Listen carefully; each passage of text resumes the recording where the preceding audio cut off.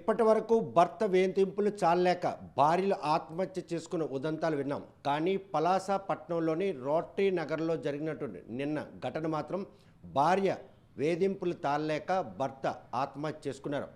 బెండి గ్రామానికి చెందినటువంటి మహేష్, వీర రామచంద్రపురం చెందినటువంటి జ్యోత్స్నాలు ఇద్దరు కూడా ప్రేమించుకున్నారు. వారిద్దరు కూడాను పెద్దలను ఎదిరించి కులాంతర వివాహం చేసుకున్నారు. కాకపోతే ప్రేమించి పెళ్లి చేసుకున్న మహేష్ మాత్రం ఈరోజు తల్లిదండ్రులను వదిలి రోటరీ నగర్లో నివాసం ఉంటున్నారు.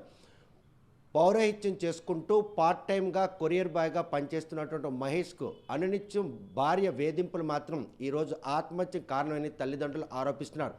నిన్న జరిగినటువంటి ఈ ఘటనలో ఒక్కగానొక్క కొడుకును కోల్పోయిన ఆ తల్లిదండ్రులు ఇచ్చిన వాంగ్మూలం ఆధారంగా పలాస పోలీసులు మాత్రం ఈరోజు కేసు నమోదు చేశారు.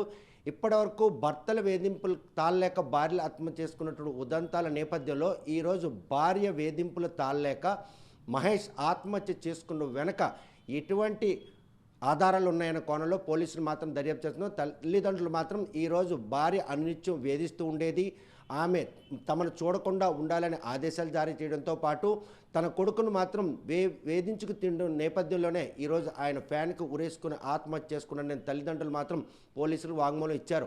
ప్రేమించి పెళ్లి చేసుకున్నారు, పెద్దలను ఎదిరించారు, కులాంతర వివాహం చేసుకున్న వారి మధ్యన ఏ విభేదాలు ఈరోజు భర్తను జ్యోత్స్న కోల్పోయింది, ప్రేమించి పెళ్లి చేసుకున్న వారి మధ్యన ఏ విభేదాలు ఈరోజు జ్యోత్స్నకు మాత్రం నిందితులుగా నిలబెట్టింది. ఏదైతే మహేష్ తల్లిదండ్రులు ఇచ్చిన వాంగ్మూలం ఆధారంగా కేసు నమోదు చేసిన పోలీసులు జ్యోత్స్నాను అదుపులో తీసుకొని అరెస్ట్ చేస్తారా, మరి వారి తల్లిదండ్రులు కట్నం ఇచ్చి పెళ్లి చేశామని చెప్పి ఎదురు కేసు కనుక పెట్టినట్టయితే ఈరోజు మహేష్ తల్లిదండ్రులు ఆరోపించిన ఆరోపణ వెనక ఎటువంటి వాస్తవాలు బయటకు వచ్చే పరిస్థితి ఉందని చెప్పి పోలీసులు కూడా భావిస్తున్నారు. ఈ విషయంలో మాత్రం ఇప్పటివరకు మునుపెన్నడూ లేనటువంటి పరిణామం పలాసలోని రోటరీ నగర్లో ఆత్మహత్య చేసుకున్న మహేష్ విషయంలో మాత్రం భార్య వేధించిందన్నటువంటి ఆరోపణల వెనుక ఏ మేరకు వాస్తవాలు ఉన్నాయన్న కోణంలో పోలీసులు దర్యాప్తు చేస్తున్నారు.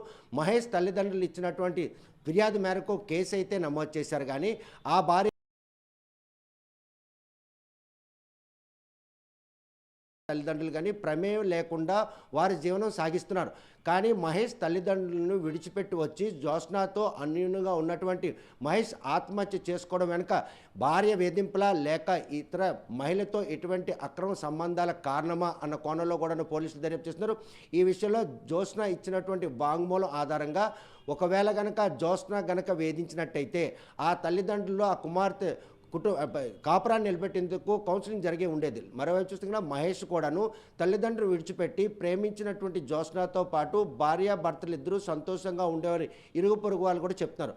కానీ భార్య కన్నవారి ఇంటికి వెళ్ళినటువంటి నేపథ్యంలో రోటరీ నగర్లో ఆయన నివాసంలో మహేష్ ఉరిపోసుకున్న ఘటన మాత్రం ఈరోజు పలాస వాసులు ఒక్కసారిగా ఉలిక్కిపాటు గురి చేసింది. మహేష్ తల్లిదండ్రులు మాత్రం తన భార్య వేధింపులు తాళలేకే కుమారుడు మాత్రం ఆత్మహత్య చేసుకున్నారు.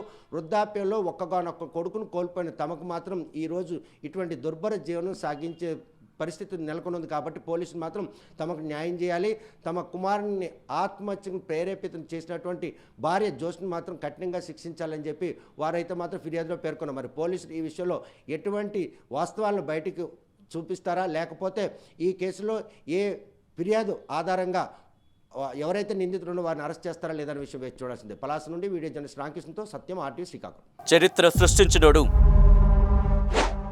ఇప్పుడు ఆ చరిత్రని తిరగరాయబోతున్నాడు.